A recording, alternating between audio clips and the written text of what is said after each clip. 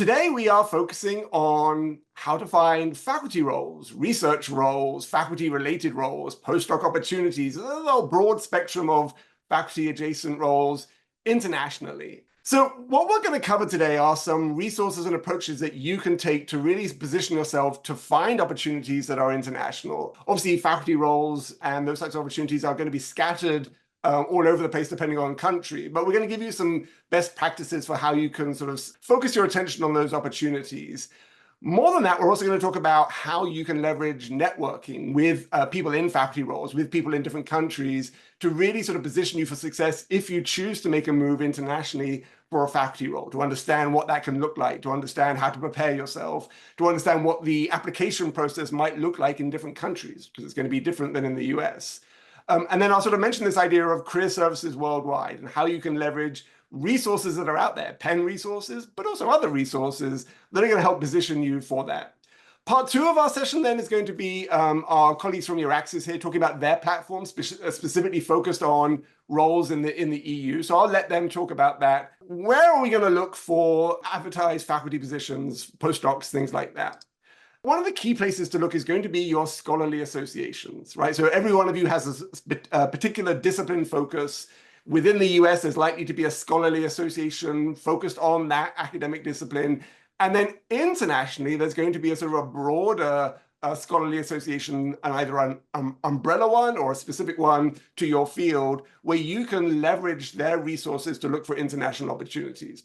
I have a PhD in animal behavior, so my subfield was applied ethology. So I've flagged down here the International Society for Applied Ethology. That's going to be one of my international scholarly associations. If I go to their website and look for opportunities, we have two faculty roles here, one in Chile, one in the US, right? And so just like this for your disciplines, you're always going to find updated faculty roles in these international associations. So you may not be members of them right now, but I encourage you to take advantage of those and sort of to leverage those resources if you are looking internationally. In terms of job sites, there's a wide range, but the majority of the ones that sort of have jobs for US opportunities also have opportunities abroad and internationally. So you just want to make sure that you're connecting with all of these different resources in sort of, very specific ways to make sure you're not missing out on opportunities that are out there. There are specific ones here for specific countries, but the broader categories, the Chronicle of Higher Education or higher ed jobs, usually have opportunities that are sort of international as well. Beyond those specific sort of faculty-focused websites, most faculty opportunities are also posted on broad platforms like LinkedIn, right? So this was me doing a search for roles in the UK. I use the word lecturer because that's a more relevant term than professor here, but you can see there's about 273 opportunities even early on in sort of the summer, as it were, or in the cycle for positions in the UK, right? So you'll find these on other sites, you'll find these on the Times website, you'll find these on jobs.ac.uk, but you'll also find them on LinkedIn. So don't overlook LinkedIn as a great resource when you're looking internationally for these opportunities. Now, you saw I used lecturer for faculty positions in the UK, and that's because there's slightly different naming categories for these types of roles across the world, right? So in the US, assistant professor, associate professor, professor; in the UK, lecturer, senior lecturer, reader, professor, right? And so you just need to be cued into some of that, especially when you're looking for doing keyword searches for job opportunities out there on broader platforms. Mostly the language aligns. Professor is a keyword that sort of is common across them all. So you're never going to go wrong if you use professor as one of your search terms. Professor as a keyword is also great when it comes to networking, to understand the processes of applying for faculty roles in different types of opportunities. So on the University of Pennsylvania LinkedIn page, where I click on alumni here, there are 200,000 alumni and current students who have LinkedIn profiles. Now, I did a keyword search for professor, and you'll see that there are 15,000 of those that I can sort of slice and dice through by location, by topic area, in terms of discipline. So what they studied gives you a sense of their discipline. And if I'm interested in professors who are Penn alumni working in Brazil, there's possibly 258 that I can look through. And if I'm on LinkedIn, I can scroll down and I can find who those people are and where they are and the institution that they're in. And I could reach out to them and ask them questions about how they applied, if there's differences between the US application and applications in Brazil. I could ask them about their institution, right? So these are all people who've had some connection with Penn, who you then might be able to connect with so that you can learn from their experiences. And some of them will be nationals of Brazil, and some of them will be people who are international candidates who have roles. And those obviously would be the ones with the most insight that you can share. You can do this for South Africa, 14 professors with a Penn connection in South Africa. In the UK, 171, again, using lecturer as my sub-keyword term there. And you can always narrow down by your discipline field if you want to sort of focus in on that. But you can see the range of institutions that are out there that you can then connect with people from who might be able to give you that insight. MyPenn is another tool. So LinkedIn is one networking tool. MyPenn is specific to Penn alumni. So if you're a postdoc, you won't be able to access MyPenn unless you're also a Penn alum or a Penn alumna. But for those of you who do have degrees at Penn, then MyPenn is another database. There's 472,000 Penn alumni on MyPenn. It's a much more specific search, right? So I can search by a keyword like assistant professor or a job title, by a school, by a degree, by an actual discipline. So much more powerful in terms of slicing and dicing than LinkedIn, but people don't update their MyPenn profile as much as they do their LinkedIn profile. So you want to use those two platforms together. And again, the reason that you might be reaching out to people here in South Korea is because you want to understand what differences there may be or advice that they might have for where to look for jobs, or what that cycle might look like in different countries, right? These are people who have that knowledge that they can share with you. So you don't have to reinvent that as you are sort of searching for opportunities yourselves.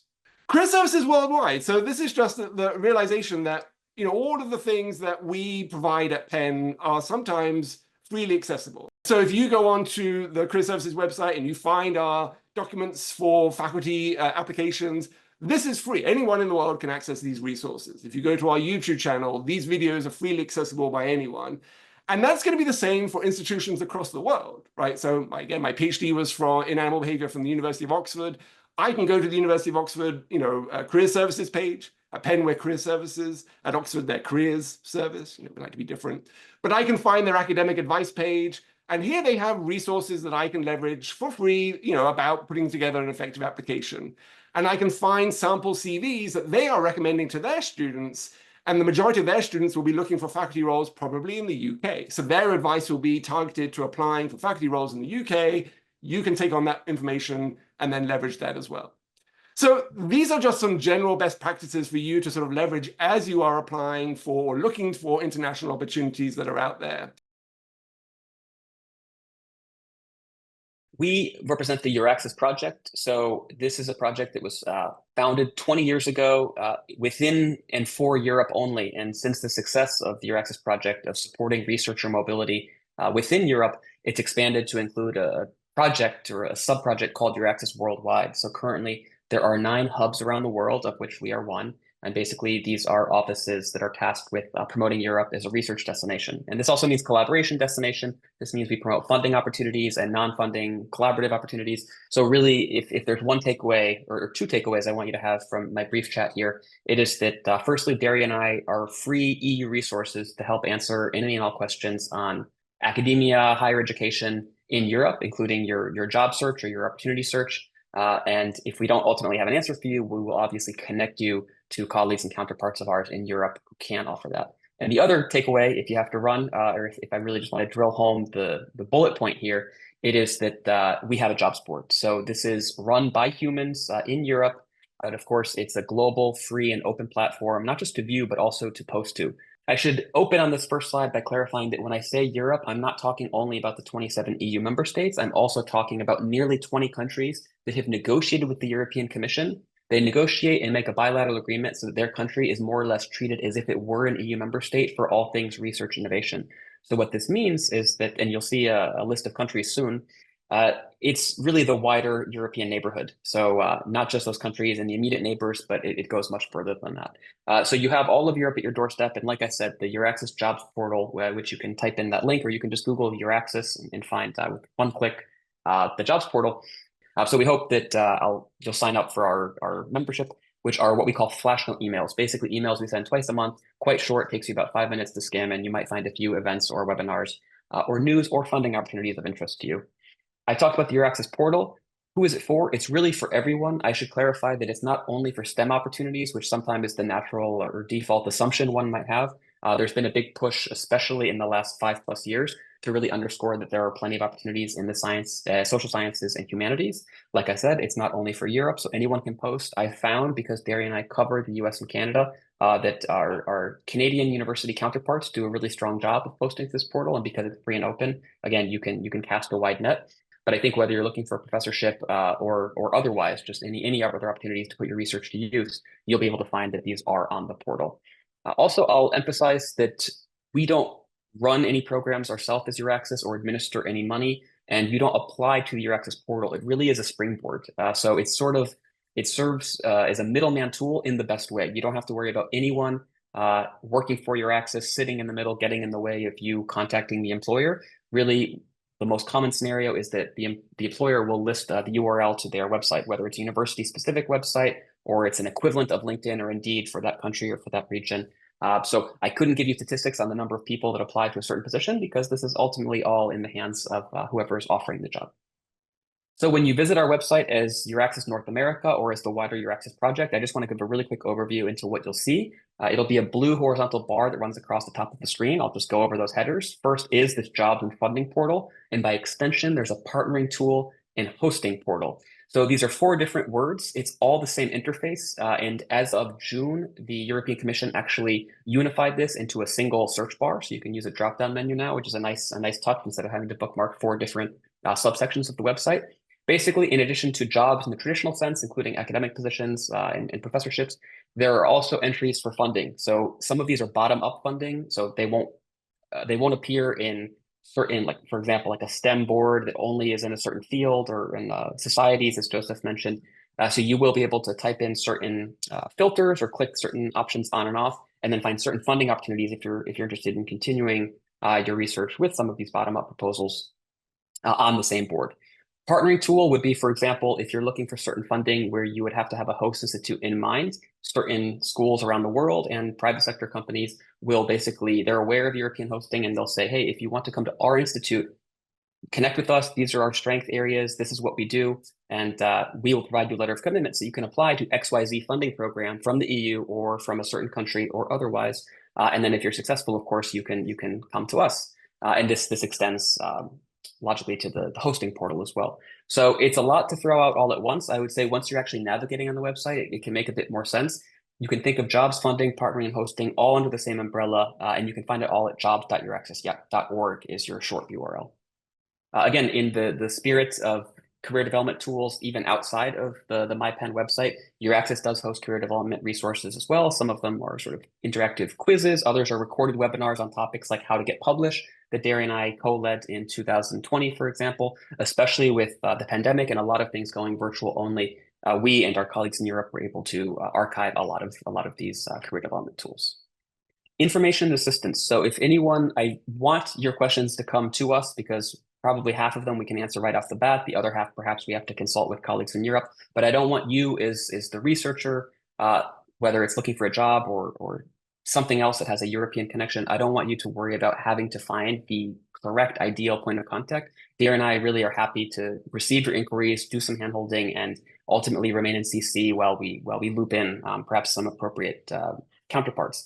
When I say information assistance, this means EURAXESS service centers and EURAXESS national portals. So the EURAXESS project, like I said, it started 20 years ago in Europe, and the EURAXESS worldwide portion of the project is only about 10 years old. So these service centers are basically staff within university primarily who dedicate a portion of their time to EURAXESS services and providing information specific to their region of the country and or their university. So if you were to come to us and by email or over a Zoom call say, I am a marine biologist and I'm really interested specifically in France and Spain's coastal areas, but can you help me find what are the strong universities in my research area? We would go through the list of EURAXESS service centers, which you can also do because this is all public information, but we're happy to help do this alongside you and say, well, why don't we contact X, Y, and Z people and ask them this, and they can provide some expert information. When we say EURAXESS national portal, we're referring to the websites of EURAXESS for that entire country that will have very specific information that I'll highlight in a slide coming up soon. The other side of EURAXESS Europe is us as EURAXESS worldwide. I mentioned that it's 9 hubs around the world. And again, Derry and I covered the US and Canada. But just for quick reference, you can look here at this subtext where it says what the 8 other colleague hubs are. So I've been talking about the job board. I'm not going to have this presentation be screenshot heavy, at least not on the portal, because I think the information will really stick once you're navigating itself, even if you just click some random examples. You can filter with keywords. In this screenshot, I only happen to have, I think, 2 filters visible, but it should be about 10 or a dozen or so where you can look up the EU's definition of career stages, perhaps check on the one or the ones that you think would be applicable to you, keywords related to your field, and then, for example, countries of interest.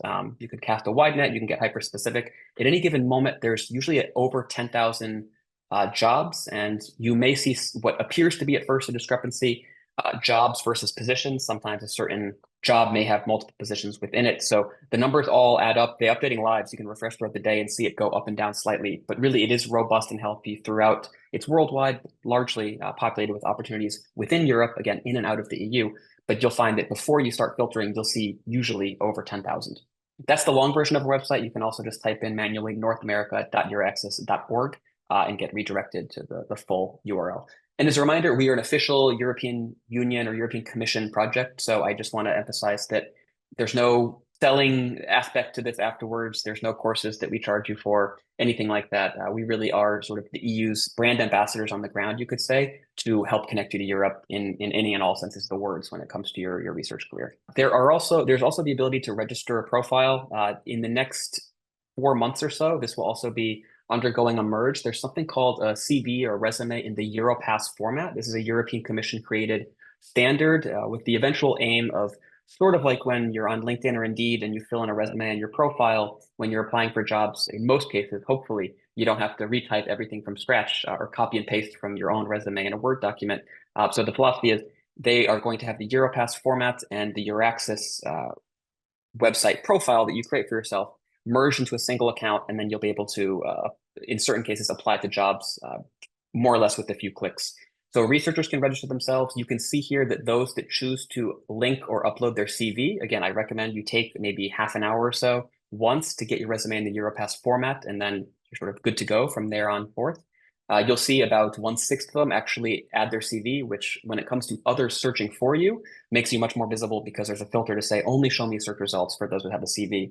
So there's no real networking component to the EURAXESS website when you create a profile on the jobs board. It's really just so that people can search you, find your contact information, and contact you. And this goes in both directions. So of course, if you're looking for colleagues in your field, people to reach out to find opportunities in institutions of interest to you, you can search on that portal, and then those with CV selected will have perhaps more data available to you. And then organizations themselves can register separate accounts. So this is where you can find, you can bookmark a certain university or company's profile and then see updates as they come in, and you can set email alerts as well. So when I took the screenshot, there were over 10,000 opportunities. As you can see, there's a lot of information about which fields they're in. Some of these are just for quick reference. I've mentioned before that it's over 45 countries that make up the, when I say Europe. So all of the countries you see here with their flags have EURAXESS national portals. This basically means a website on the research landscape of that country and people whose job it is as EURAXESS staff members to answer questions on that country. Oftentimes they're embedded, like I said, within specific universities, and they have knowledge on a specific region of that country. So again, Southern France versus Northern France, what have you, and sometimes thematic areas as well. So depending on your research area. I have a few quick caveats here. So this is a mixture of EU member states and then what are called associated countries. Switzerland is not an associated country, but they, in past programs, they have linked up and joined the EU. Because they're not associated currently, there's some Swiss government funds. So you can basically do a lot of what you want to do within what's called Horizon Europe, which is the EU's funding program for research innovation. All the other ones are on this level playing field. And I should say that as of last summer and last month, New Zealand and Canada, respectively, have joined Horizon Europe, again, which is the EU's 7-year research innovation framework program. So you can also think when it comes to, if you're looking for research partnerships, you can think a bit beyond Europe's sort of traditional borders, so to say. So if you were to start having an idea on a country or countries you're interested in for a job, for any research-related activities, the EURAXESS national portal in that country will generally have expert information on these 18 topics. Hopefully it's very visible on your screen, but again, you can access the PDF afterwards. They don't always follow this format of 18 different topics, but you will find people who are an email away with questions. Some of them will have PDF guides, others sort of interactive, clickable guides, but I think this list of 18 tends to be the most synthesized across the 45 plus portals.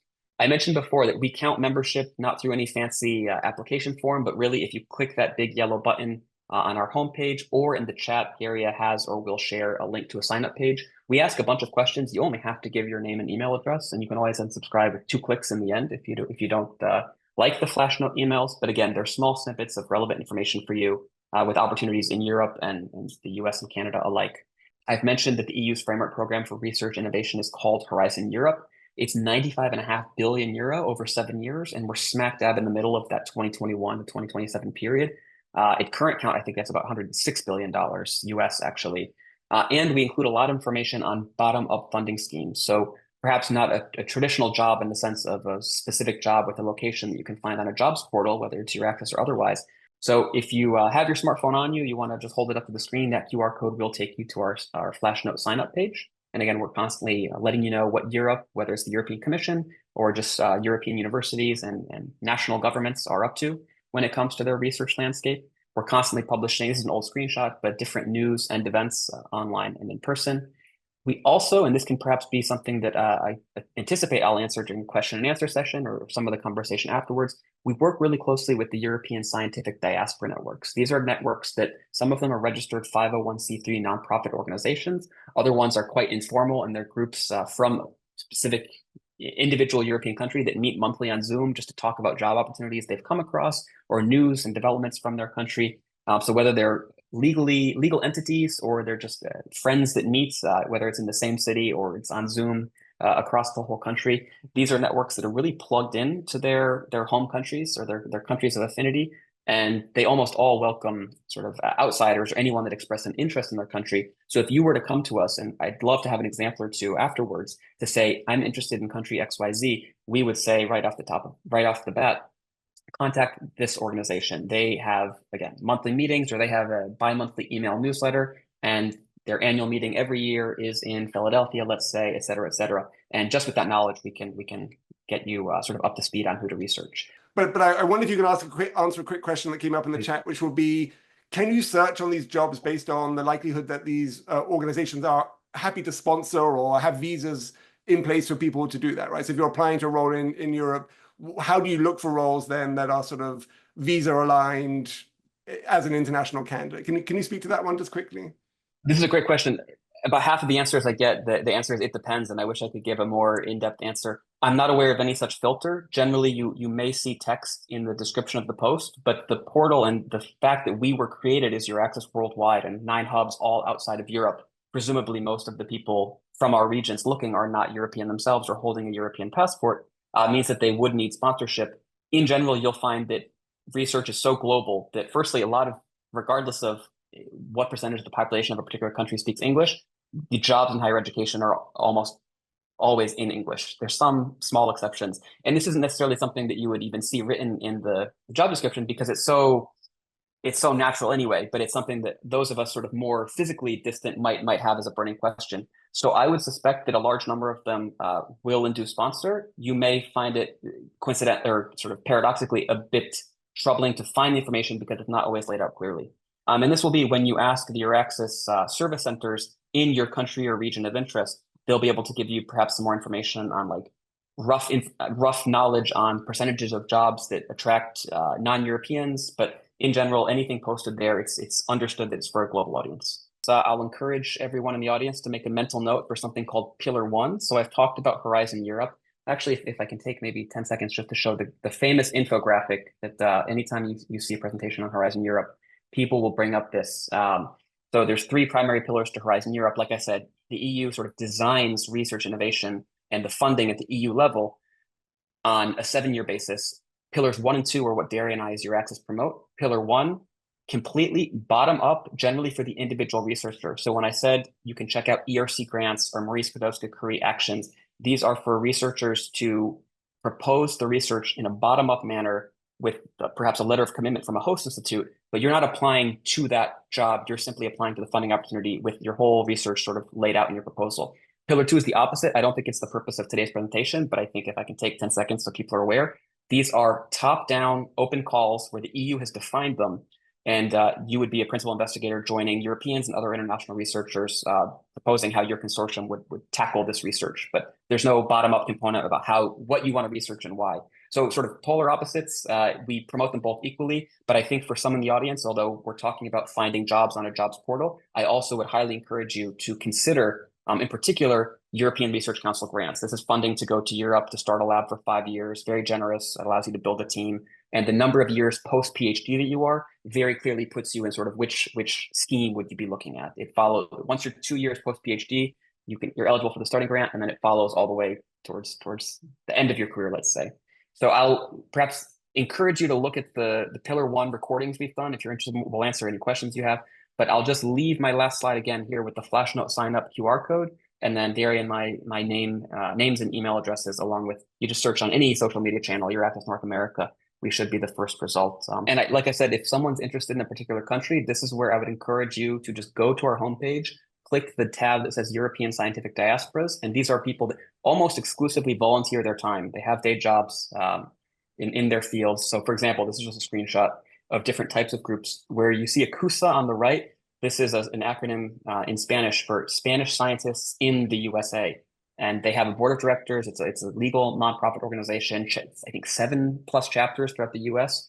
And you can join their social events and their online webinars. And if you say, hey, I'm really interested in XYZ city, they'll come to you with information. And those that are from that city will perhaps give you it's a nice sort of personal touch where you're not interacting with a sort of cold institution and just getting the same official information. People will really take the time and be thankful that you're interested in their country. And of course, if you're from these countries, you get great resources too, because you're plugging into that network. So I would say we endorse them, we support them.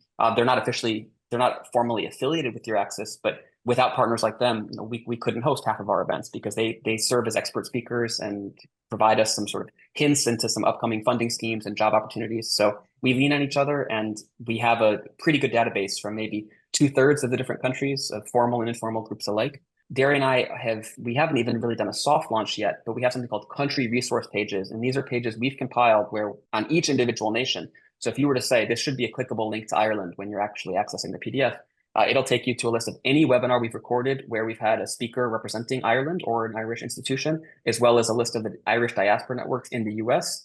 And then buttons or links to different European Commission websites with facts on participation from Irish institutions. So you could even find, if you're staying at Penn and you want to find PIs to partner with in Europe, again, country-specific information, and we internally have a list of all the countries. We're just constantly updating this page. So reach us, ask us for the Spanish page, the Italian page, whatever the case is, and we'll gladly send it to you before we formally announce it with the hard launch.